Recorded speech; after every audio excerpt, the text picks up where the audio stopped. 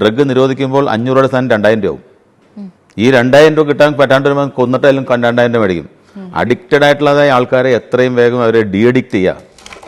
Addiction എന്ന് പറയുന്നതിൻ്റെ ഒരു പ്രധാനപ്പെട്ടതായ കാരണം സുഖം കുറവുള്ള ഒരു ജനത വളർന്നുകൊണ്ടിരിക്കുകയാണ്.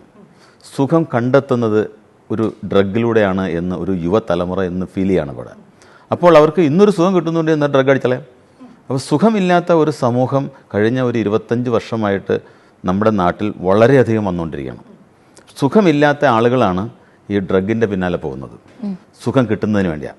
അപ്പോൾ സുഖമുള്ള ഒരു ശരീരത്തിന് ഒരിക്കലും ഡ്രഗിൻ്റെ ആവശ്യമില്ല.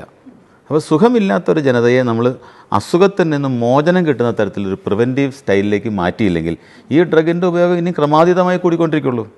ഡ്രഗിൻ്റെ നിരോധനം എന്നുള്ളത് ഒരിക്കലും അതിന് പരിഹാരമാർഗ്ഗമല്ല. അതിനെ എഡ്യൂക്കേറ്റ് ചെയ്യുക എന്നുള്ളത് മാത്രമേ ഉള്ളൂ.